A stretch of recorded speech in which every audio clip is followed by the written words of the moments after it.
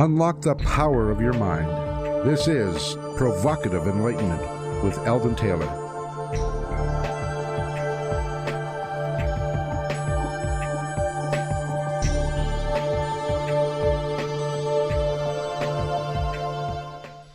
Welcome, good afternoon, good evening, good morning, wherever you are in the world, and thank you for joining us today. The next hour is devoted to learning something more, not just about the world of shoes and ships and sealing wax, but about how, what, and why we believe as we do. A time for those willing to question what they think they know and what they may believe. Those willing to be uncertain for an hour. I'm Eldon Taylor, and this is Provocative Enlightenment. All right, our chat room is open, and my partner Ravindra awaits you there now. You can log on by going to provocativeenlightenment.com/chat. We do have a great chat room, so listen, pretty lady, tell us all about it. We have a fabulous chat room, a great group of people, and I say that every time. It would be greater if you were out there too. So that's everyone out there. Do come join us in the chat room. We share ideas, we share a few jokes, we discuss what's being discussed on the air, so it brings a whole new dimension to it, and occasionally the guest pops into the chat room too and answers some questions. You can come in and join. You can just watch what we're doing. As I said, you can put questions up in there as well for the guests. So do come join us. That's provocativeenlightenment.com/chat. All right, in this week's Spotlight, I'd like to turn your thoughts for a moment to consciousness. When you think of consciousness, what comes to your mind? Do you consider the notion of who you are as a part of your consciousness? I mean, if your memories were erased and synthetic memories took their place, and your personality changed as a result, how would this impact your consciousness, your sense of self? Now, if consciousness to you is about who you are, then you should know that many of the new neurotechnologies potentially threaten that. Indeed, in the Journal of Life Sciences and Policy, the authors of a new study suggest that the freedom of mind is at risk.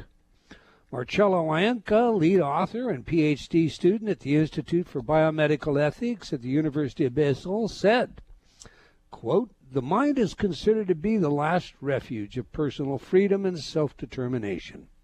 But advances in neural engineering, brain imaging, and neurotechnology put the freedom of mind at risk. Science fiction can teach us a lot about the potential threat of technology. Neurotechnology featured in famous stories has in some cases already become a reality, while others are inching ever closer or exist as military and commercial prototypes. We need to be prepared to deal with the impact of these technologies and how they will affect our personal freedom." Close quote. Now, the authors of this study suggest that we need 4 new laws: the right to cognitive liberty, the right to mental privacy, the right to mental integrity, and the right to psychological continuity. The fact is, neurotechnology has already been used in courts and will no doubt be used in many more creative ways in the future. Decidedly, in the near future, using neurotechnology to identify the propensity toward criminality will probably gain traction as a preventive measure to protect society. So how far might we go? Now, if consciousness is more about the quintessential nature of life than about individual identity, then you should be aware of this new work as well. Suppose you think of consciousness from a spiritual perspective. Consciousness for most, then, is the stuff that we believe somehow survives the death of the physical body. However, what are we to think if we learn, as some physicists are beginning to argue, that consciousness is merely a matter of the organization of atoms? In an article titled, "This Physicist Says Consciousness Could Be a New State of Matter," Max Tegmark from MIT insists just this. He proposes that consciousness can be interpreted as a mathematical pattern, the result of a particular set of mathematical conditions. Just as there are certain conditions under which various states of matter, such as steam, water, and ice, can arise, so too can various forms of consciousness. If consciousness turns out to be a pattern of organization, then our so-called artificial consciousness may one day become indistinguishable from that of our own. For already, scientists have attempted to explain how human consciousness could be transferred into an artificial body. That's not a joke. There's a startup company out there that wants to do exactly this. And the company's CEO, Josh Bocanegro, says his team will resurrect their first human within 30 years. Think about a future where human minds, personal consciousness, are engineered and recreated by neurotechnology, where intelligence, consciousness is fabricated in machines, robots, cyborgs, and clones. Now, what are your thoughts on consciousness? If you've read my book, Gotcha, The Subordination of Free Will, none of this should be too awful surprising to you. Nonetheless, it's disturbing. We seek to push the envelope in this show and provoke thinking. This one definitely has me thinking. How about you? Ravinder, what are your thoughts? Oh, well, there's a big one. It wasn't that long ago. That whole front end piece of yours was just science fiction. It's like, I'm kind of amazed. But, it is good to talk about it now, because although for lots of people it's still science fiction, it is so much closer than we ever thought. It is going that direction. So we need to think about it and the ramifications to it. We need to be... Maybe you missed a part of that front end. Part of the process. It's not at all science fiction. Prototypes exist. I know. Military I did hear that. It just sounds too amazing engineering for me. thinking now. We're removing memories, treating PTSD by replacing those. This technology is happening right now. I know. I've got to spend some time processing all of that, because it is going on, but it is still just so incredible to me that but it is important to think about. That much I will definitely say. We need to think about this stuff. We need to be part of the process so that we can design what the future looks like to us rather than have it overtake us. So I think the real question to me is, listen, if it turns out that you can fabricate consciousness because you've derived the pattern of atoms, as Ted Mark suggests, he has a great TED Talk out there if anybody's interested, with some illustrations and the math behind it. If it turns out you can do that, that means that, we can't just clone a human being. We could actually just create the consciousness we want in some kind of cyborg. We just pattern a consciousness. Maybe even we pattern a consciousness of a genius like Einstein, or I don't know, whatever else. But all of a sudden, the spiritual side of the notion of consciousness surviving gets called into question. It's that question of cloning. If you're cloning a human being, does it have a soul? If you're creating intelligence, does that intelligence survive shutting down the machine? That's, to me, that is, that will keep me busy for some time.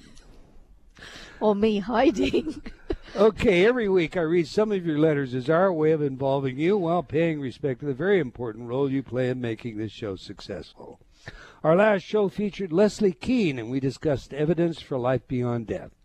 For those of you interested, I have conducted more than 24 interviews with experts that offer evidence-based information describing the afterlife. If you'd like to review this evidence, just visit my website, eldontaylor.com. That's E-L-D-O-N, eldontaylor.com.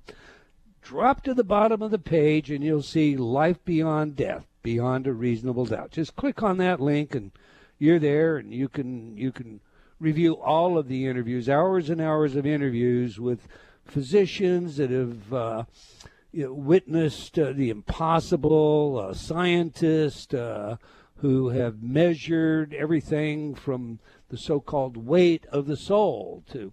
It's an incredible number of hours of really, to me, it's inspirational. When you're all said and done going through that, it's kind of hard not to accept the idea of the afterlife. All right, John wrote, I love shows about the afterlife. Please do more. CB commented, is a materialized hand considered a near-life experience? That's cute, CB. Cute. Near life. What do you think of that, Rive? Yeah. That's it. Leslie provided this comment in our chat room regarding fingerprints, a question advanced by the chat room, from the wax gloves that were made during the materialization of an entity's hand. Quote, the fingers of the molds do show markings like fingerprints, and there are other mediums studied in which fingerprints were taken by materialized hands. Close quote. Andrew wrote, I absolutely loved your guest, Leslie Keene. Her journalistic approach is refreshing amongst a background that is often full of fraud. Moving on, Richard wrote, I'm listening to the radio show now. Your opening lines evoked a thought. The opening line that I'm talking about, you say the show is for the open-minded. My experience tells me you can't much ask people to be open-minded or creative. It just doesn't work well. To the contrary, defenses and performance anxieties arise. There is a prescription that seems, from research and some experience, an achievable real first step to becoming open to new thinking. The call to engage in the willingness to question one's own assumptions. It is the willingness to experience doubt and uncertainty that is the hallmark of the creative, the opening of the door. I wonder then if it would be more effective in opening people's minds to advertise the show as one of those willing to question what they think they know or what they may believe, willing to be uncertain for an hour. Challenge people to doubt their assumptions. Well, I think that's a great suggestion, Richard. And I hope you noted that I did, in fact, make some adjustments today. Thanks for the input. We'll work with this one. Ravinder still prefers the open-minded. No, I changed my mind as I heard it again. No, I definitely really like the willing to question. If you think about it, how many times have I said on the air, you have to think about what you're thinking and think it through again and decide why you're thinking the way that you're thinking. And that can sound really complex and convoluted and silly, but I think it's very true. Okay, there you are, Richard. Another thumbs up. All right, Lisa wrote, I love your work. I've used your meditations and InnerTalk programs since you were with Gateways, and as a therapist, recommend your products to clients frequently. Thank you for what you do. Finally, Mike wrote, your book, Choices and Illusions, is destined to go down in history as one of the great books of all times. It will be a classic 100 years from now. Thank you for your tremendous contribution to the understanding of the world. Well, thank you, Mike. I am very honored by your words, sir. All right, that's all the time we're going to take for letters today, but I do invite you to opine by emailing me at Eldon, E-L-D-O-N, at eldontaylor.com, or by joining me on Facebook. We sincerely appreciate your comments and feedback. Now to this week's show, Dancing on a Stamp, I'll get that said, with Garnet Schulhauser. So let me tell you a little about today's guest. Garnet Schulhauser is a retired attorney. After practicing corporate law for over 30 years in Calgary with 2 blue-chip law firms, he retired in 2008. In his first book, Dancing on a Stamp? I don't know why I want to say step. Dancing on a Stamp? Look at that. Stamp. Garnet recounts how his life changed dramatically one day when he was confronted on the street by a homeless man named Albert, who was actually a wise spirit in disguise, an emissary from the spirit world. This seemingly chance encounter launched a provocative dialogue with Albert, who disclosed startling new truths about the cycle of reincarnation on Earth and the afterlife that awaits us. His second book, Dancing Forever with Spirit, describes his next encounter with Albert, who guided him on a series of astral adventures to visit the spirit side, the Akashic records, distant planets with fascinating life forms, and a human civilization that made the shift to the new Earth. And his third book, Dance of Heavenly Bliss, he continues the saga of his astral trips with Albert, who takes him to meet Gaia, the consciousness of Mother Earth, 2 of Earth's mythical creatures, a Sasquatch and an Irish fairy, who live in fear of humans and human civilization on another planet that is ruled by women. Okay, we certainly have plenty to talk about now. So on that, let's get him in here. Welcome to Provocative Enlightenment, Mr. Garnet Schulhauser. Hi, Eldon. Thank you for having me. It's indeed my pleasure, sir. Looking forward to speaking to you. We like to know three things on this show, if we may. Who's the messenger? What is the message? And, of course, how do we use it? So to begin, please tell us a little bit about your youth. And were you raised religious? Did you have a predisposition towards encountering any spiritual entities, etc., and so forth? I was raised in a very strict Roman Catholic family, Eldon, in Saskatchewan, and I was we went to seemingly go to church all the time.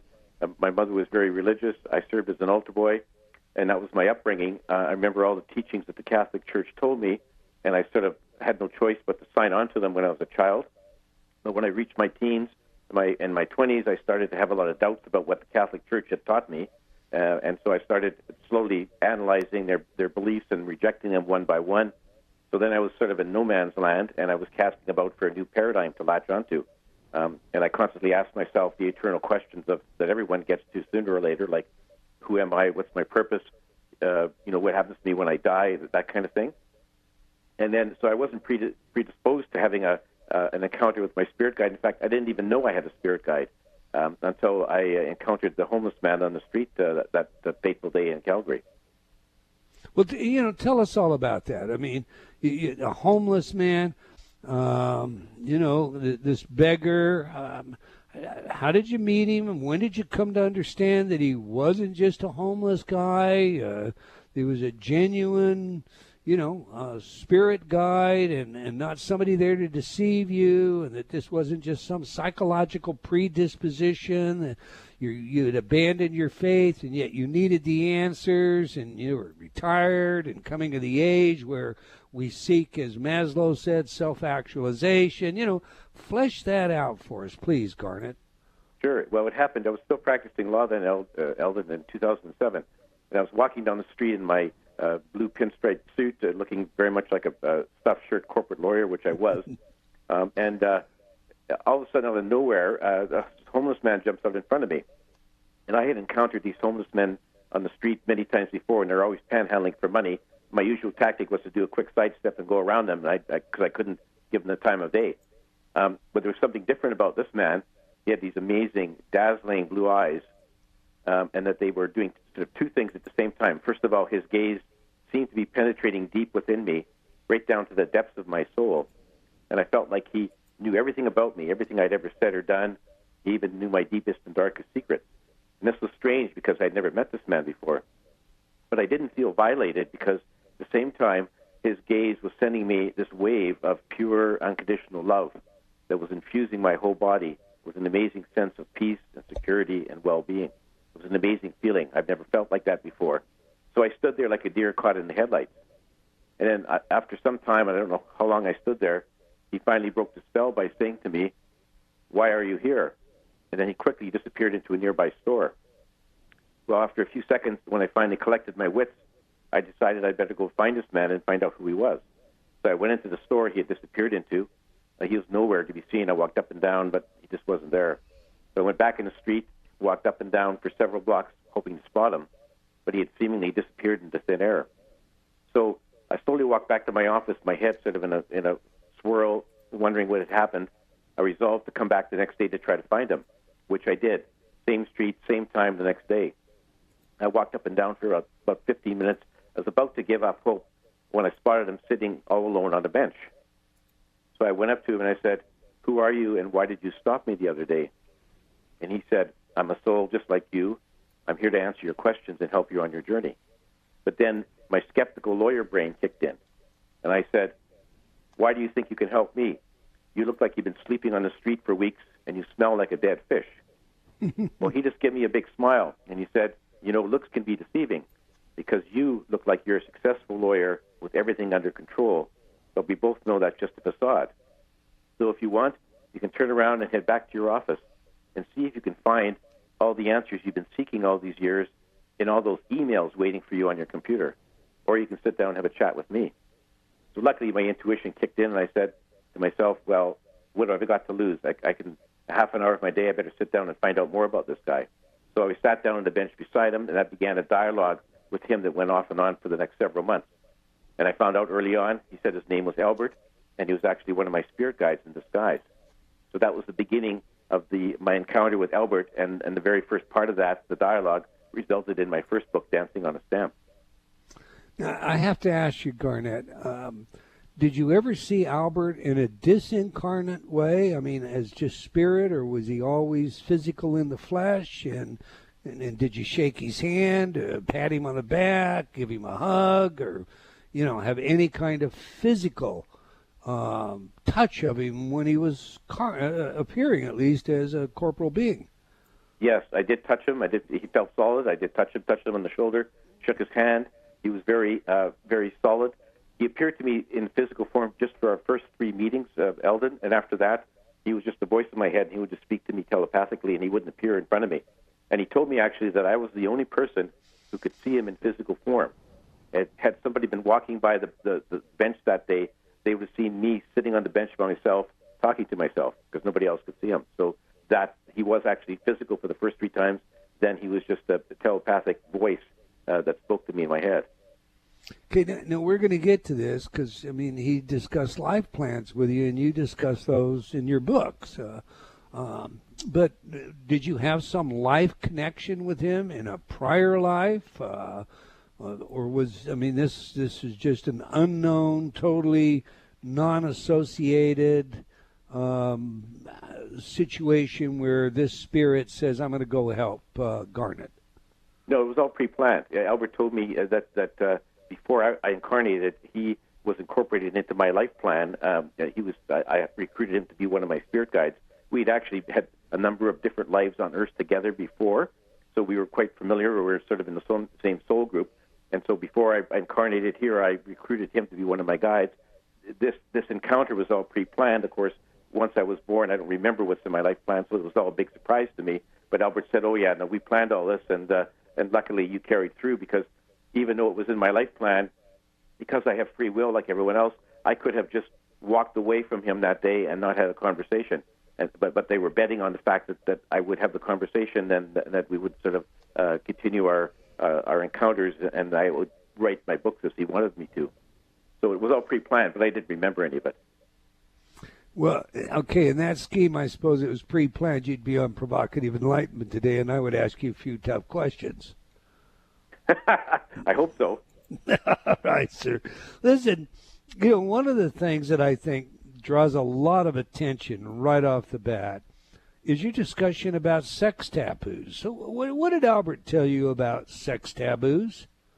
Well, most of the conversation originated from the sex taboos, if you will, that the Catholic Church imposed on us. Like to them, it was like, most of sexual encounters are sinful except very limited between a man and a woman who are married for the purpose of procreating and conceiving a child. And everything else is just sort of taboo. So I asked Albert about that. He said, that's all nonsense. He said, there's nothing.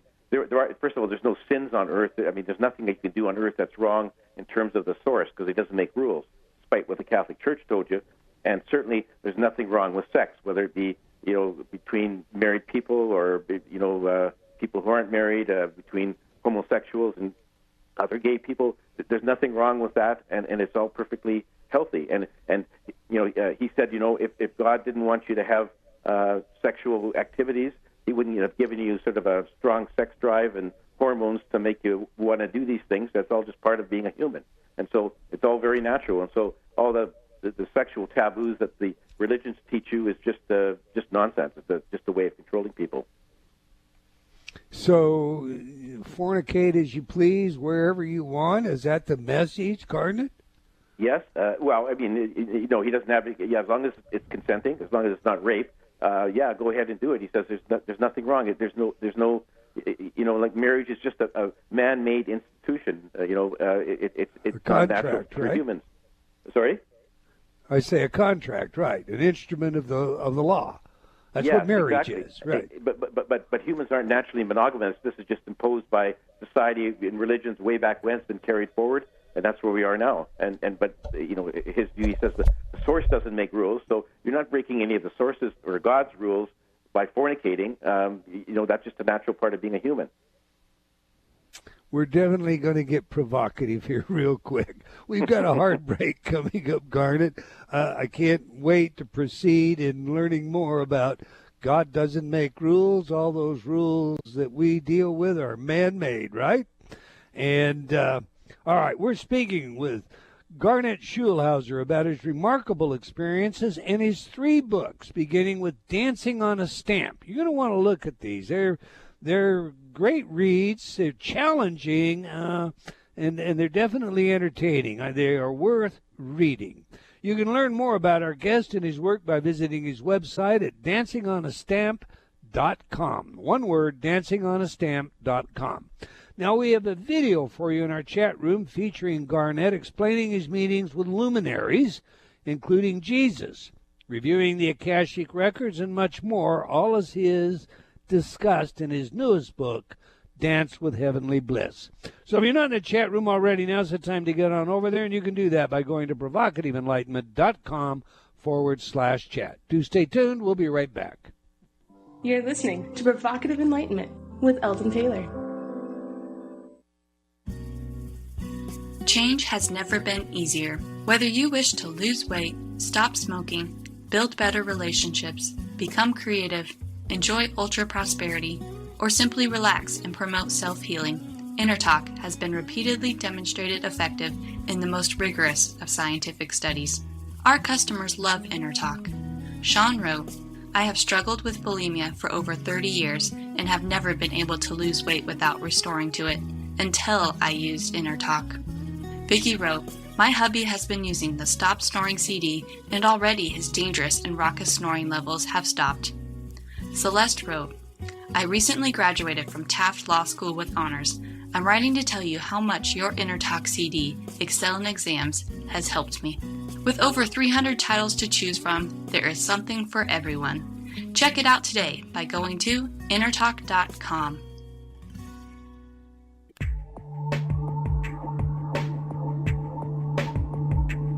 Unlock the power of your mind. This is Provocative Enlightenment with Eldon Taylor.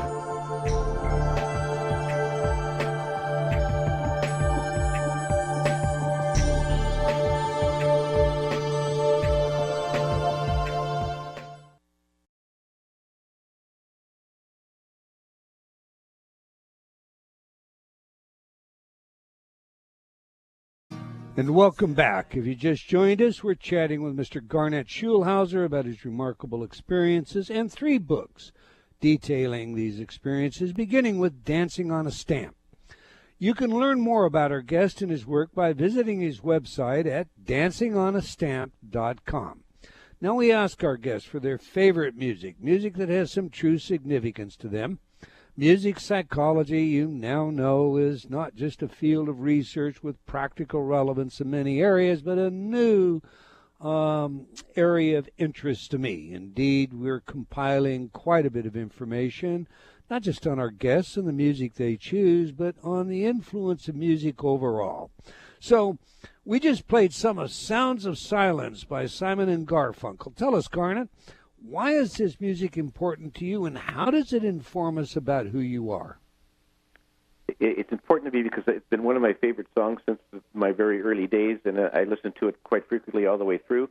And it's interesting, when you're playing it now, I got goosebumps all over my skin because it's such a, I'm not sure why it's so meaningful to me, but it's very powerful message, and I really like the sound of it. There's probably something more to it that I don't realize. There may be some past life connection to the guys who were Simon and Garfunkel. I'm not sure, but there is some connection there, and it just makes as I said, I got goosebumps listening to it now. How old were you when you first heard that music? I'm just curious. You know, I don't recall how old I was. Teenager? No. Well, okay. I'm not sure. I can't remember when it came out. I'm 66, so it was sort of like. When did that? I don't even know when it came out, but So you would have been a teen. Okay, you know, a lot of the research tends to tell us that the most important music to us comes from those teenage years, typically 14 to 17. So I was just kind of curious there. Again, this is an avocation of mine. But all right, listen. One of the reasons you got to this show, because we usually just bring in the hard science, is because of your credibility, an attorney, your background, your education.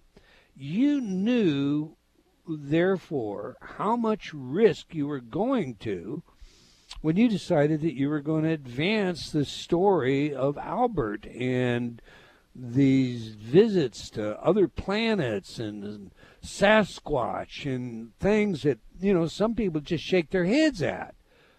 How has that impacted your life, taking that step, Garnet, and why did you do it? Well, I struggled with the decision after I'd written the manuscript for Dancing on a Stamp, and I didn't really talk to anybody other than my wife and my two sons about having met Albert, so nobody else knew about it. And when I wrote the manuscript for it, I had a second thought about, maybe I should just throw it in the drawer and keep it in the dark forever, because I knew that there would be adverse reaction from my former law partners and clients and other friends, because it was totally 180 degrees from the Garnet Schulhauser they knew as a lawyer. And so I knew that there would be skepticism. People would roll their eyes. Some people would shun me. After a while, I just said, well, the heck with it, I have to do this. And so I did, and it set me off on a new path. And yes, I've lost some of those guys. Some of my former partners and the clients don't talk to me. They sort of shun me. And I know they're thinking that poor old Garnet has lost his mind. He's suffering from dementia. But that's fine. I mean, those people, I knew they would fall by the wayside, and I don't really care. But I've met a lot of very interesting people since I've taken this new path who are spiritually enlightened and who appreciate what I've written. And so overall, it's been a positive experience. And the people who think I've gone crazy, when they die and go to the spirit side, they'll find out I was really telling the truth. Well, I have appeared as an expert witness on more than one occasion. And for years, I was a practicing criminalist. So I know firsthand how attorneys are going to approach you from whichever side you're not the witness for. And for all, I can remember I was heiress of the ancient Hermetic Order of Asclepius for a while, and at a time when I was testifying in a trial, what a big deal that was. What is he? Who is this? And is that some kind of new age? And I can't imagine what they do to you as an expert witness if they just simply referenced your book. So I guess I want our audience to understand just how much risk you went to when you decided to publish this material, and the courage that it takes to put it out there. So, okay, enough said. No rules, Garnet, no rules. Does that mean pedophilia is all right? Yeah, well, no rules coming from the source, or as some people refer to as God. The source does not make rules for us to follow here, despite what all the organized religions tell us. All the rules we have from the religions are man-made rules put out there by religious holy men who want to use them to control the masses, control the people. Albert says the source doesn't make rules and doesn't manipulate the events on Earth. There's no manipulation. There's no guy in a throne in the sky with pulling the puppet strings and making things happen or not happen on Earth. Source doesn't get involved. Things happen based upon what humans do and using their free will, and there's no rules to be breached. So no matter what you do, which really means that the bad guys go to the spirit side the same as the good guys like you, Eldon. So let me just, of course, coming from my background now, I guess I've got to play devil's advocate for sure. We look at morality, and we say basically one of the things that makes humans different than the rest of the animal kingdom is we have these moral principles. And, in psychology, we watch small children, and we see how quickly they adapt rules and how they can see unfairness taking place and identify it. And so there seems to be some, more than a tabula rasa when it comes to morality. We tend to seem to have some innate wiring in that direction. Are our rules a result of our morality, or now I know that you mentioned the contrivances of religion, organized religion, but now I'm talking about some form of ethical conduct. Is there no such thing as a measure for ethical conduct from the source's perspective? Well, not from the source's perspective, but we do have rules and guidelines that our souls want us to follow when we're here. and we don't always remember all those guidelines, but that's where that sort of that innate sense of morality comes from. It's really our soul saying, no, don't stab that person, don't kill that person, because that's wrong. And so that comes through loud and clear for most of us. For other people, they ignore it and they end up becoming murderers and terrorists and so on. But there isn't that innate sense that comes from our souls. So the source doesn't make rules for us to follow. We make rules ourselves as souls before we incarnate, and we hope that we can carry through on those when we're born, even though we don't sort of remember the whole process beforehand. So yes, there is an innate morality comes from our souls who have a desire to sort of act in what we'd call a good and honorable fashion here, a kind fashion on this planet. But then that doesn't always work because our human minds will often sort of overrule that, ignore it, and carry on and do all the bad things that happen in our world. So that's where the negative stuff comes from. So, okay, then, for all intent and purposes, the only judge or jury to our life is going to be ourselves on the other side? Absolutely. When you leave your physical body, you go to the spirit side, and one of the first things you do is have a life review where you go back over every aspect of the life you've just lived, and you look at what you've done, the good things, the bad things. It's a learning tool, and yes, you're the only one who judges what you've done. God doesn't judge you. No one else judges you. You don't get any marks for your life. You just sort of look at yourself and say, okay, I wish I would have done this differently and that differently, and it's a learning experience, and you use that as a tool to plan your next life. So you judge yourself, but not in a harsh way. You judge it in a learning sense. Okay, now this is material that I've seen many, many times written, I don't know, probably in books that are 100, 200 years old. So you keep mentioning free will, and there's a great disagreement in science today about the notion of free will. And in fact, some very respected scientists believe free will is, and quote, a grand illusion.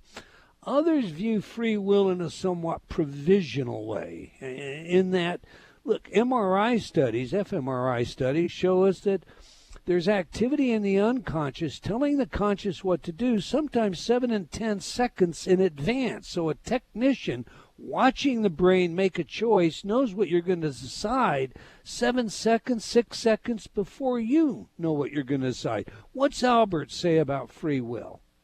Well, free will is a very important part of our journey on Earth. It's one of the most challenging aspects, Eldon, because that's what, we make life plans before we were born. Once we're here, we're not allowed to remember what's in them. So then we have to go through life sort of blindly stumbling about, trying to find our way, trying to find our path and what we're supposed to be doing.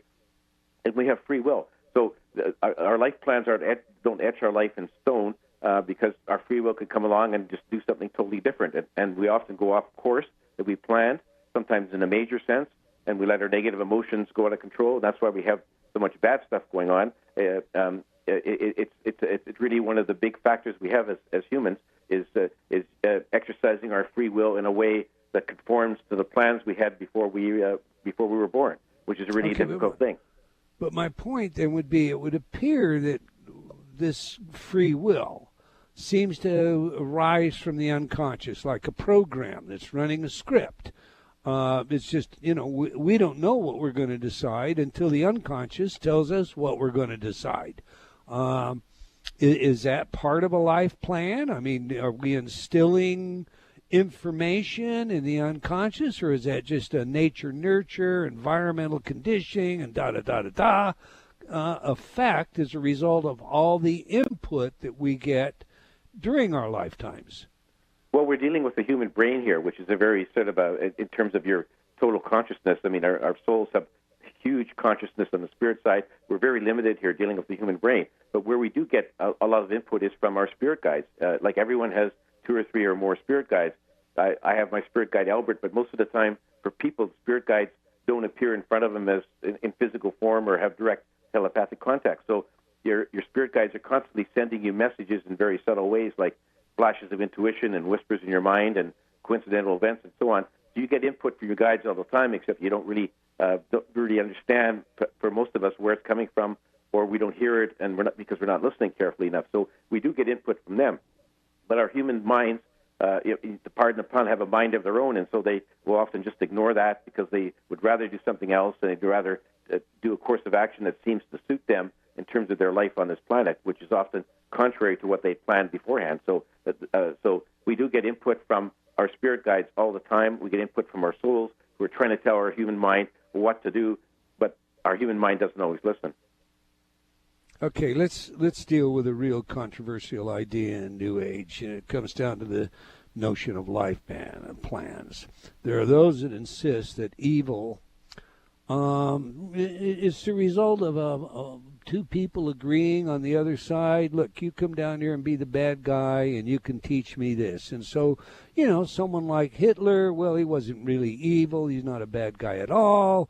He was just carrying out his life plan. There's two problems that arise with that, in my mind. The first one is reconciling it directly with some of the atrociousness that we have seen in the world. Not just Hitler, but the Pakistani man who cuts the ears and nose off of his new bride, 14 years of age, because she failed to please him. Just some of the contemptible, disgusting things that go on. But the second one is this.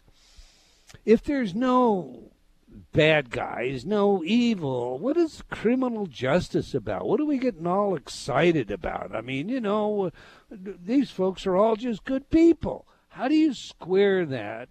Or how does Albert square it for you? Well, Albert says that there's two reasons for bad things to happen on our planet.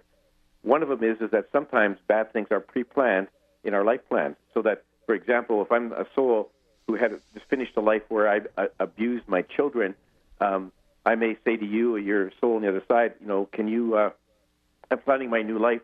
I want to feel the other end of being abused. So will you come back as my father and abuse me as a child, so I get to feel what it's like to have the shoe on the other foot? So sometimes the bad things are planned, but more often the bad things result from free will. Allowing somebody's negative emotions to get out of control, so that it's not planned. It just happens when somebody sort of spins out of control and murders somebody or plants a terrorist bomb or whatever. And so it happens in two different ways, and you never know when it happens which way, whether it was planned or unplanned. Okay, but there's a paradox here, and the paradox arises out of the idea that we have this ethical value system that you and I discussed. And it gives rise to a moral fiber or fabric that guides us in how we direct our lives. And yet, what we're really saying is, well, we suspend that very often in order to learn how to be moral, more moral. The argument is, okay, you injured this person in their lifetime by, cutting their hand off. So in the next lifetime you come in and you don't have a hand, and now you know what it's like not to have a hand. That kind of argument or compensation that we hear spoken about so much in this school of thought seems to give rise to the suspension of the very value system that we supposedly are hardwired to carry, this ethical system. Have I got that right, or am I just all wet here, Garnet? Well, I think it's a bit of both. I think in a specific situation where some soul on the other side agrees to play the bad guy for one particular scene, it doesn't govern his or her whole life. Like, it'll be for that specific thing which was planned beforehand. And then the rest of that person's life, they have to be guided by their moral intuition coming from their soul. And so it happens. Because you plan some bad event before you come here, it doesn't mean that you have to do that for the whole part of your life, because that's just one small part of it. So it sort of happens both ways. What do you think about our criminal justice system then? Well, I think that we have to. Because the source doesn't make rules, doesn't mean that humans can't make rules, and it's good for humans to make rules, to have an orderly society, of peace, order, and good government, to keep the society whole. And so that's why we have secular rules. We have the criminal justice rules. We have all the other rules. We have everything down to municipal bylaws. But doesn't that philosophy, I don't mean to cut you off, but doesn't that philosophy contribute ultimately to the notion of cultural relativism? We create our rules here, they create their rules there, whatever works for that culture. Is that what you're espousing?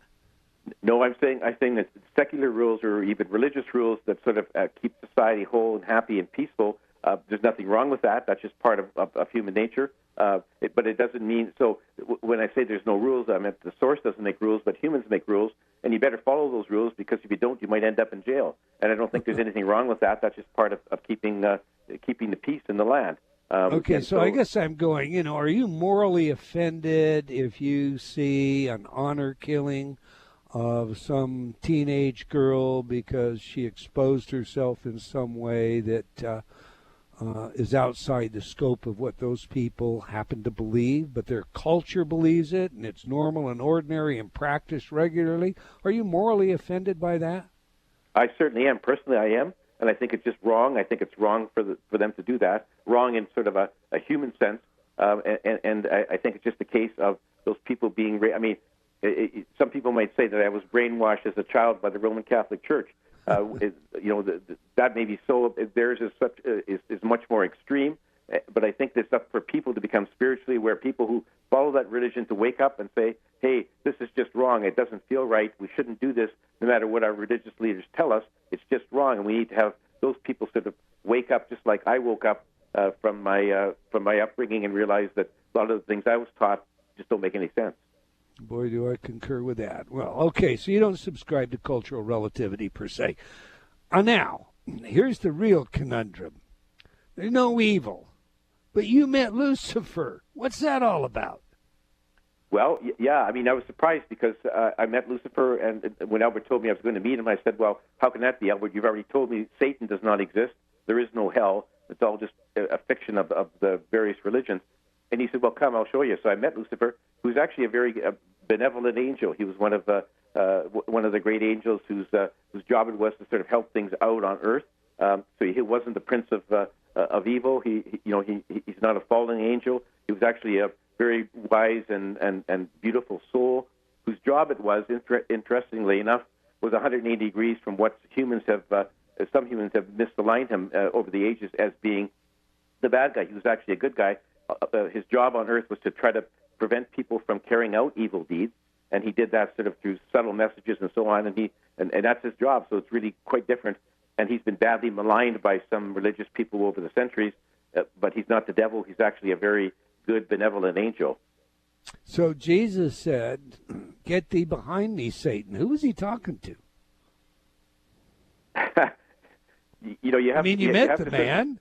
Yeah, I know. I know. You have to sort of take that with a grain of salt, because Jesus was a master, and he knew, of course, there is no devil, but he had to speak to the masses in a way that they would understand it, in a way that would sort of hit home to them. And so that's why he did speak about Satan, even though he knew Satan did not exist. It was a way of sort of putting some fear into those people and trying to turn them around. And of course, the Christian Church has carried that forward, up to today, with the idea that the devil's the bad guy, and if you're not good, the devil will get you and take you away to hell when you die. So that's all just part of the continuation of that. So Jesus knew there's no Satan, but he wanted to, put the fear of the Lord, if you will, into those people to make them sort of pay attention to what he was saying. Who did he cast out of the swine? That's just a story too, Garnet? Again, Jesus spoke in allegories, and he spoke in a way that people would understand it. That's good. You can't take him literally. I'm just teasing with you. Okay, listen. Yeah. We've got about 1 minute, and I want you to tell everybody how they can learn more about you, where they can get your books. If you've got speaking engagements or something come out, give us a plug. Okay, well, best information about me is on my website, dancingonastamp.com.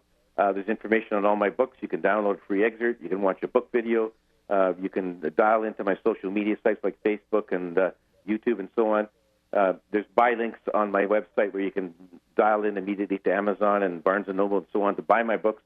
And you can listen to the recordings of all of my radio shows that I've done since the launch of my first book. And this, Eldon, is show number 123 for me. Well, that's great. You're well practiced, I tell you that. You've dealt with the hard ones, haven't you? Garnet, it's been my pleasure to visit with you. I thank you for your work and for your willingness to share it with us so candidly and honestly, despite the fact I've got dozens of more questions and I didn't get the chance to ask you about Sasquatch. Maybe we'll do that another time. Well, we've come to the end of another episode of Provocative Enlightenment. I want to thank all of you for joining us today. I hope you enjoyed our show, and will join us again next week, same time and same place. And do tell your friends. Let's have them join us as well. Okay, until next time, wherever you are in the world, remember, believing in yourself always matters.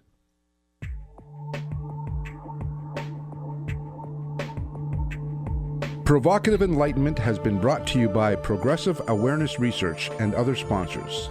Provocative Enlightenment is a syndicated show and appears on other networks. For a schedule of show times, visit provocativeenlightenment.com. If you're interested in becoming a sponsor, write to Eldon at eldontaylor.com.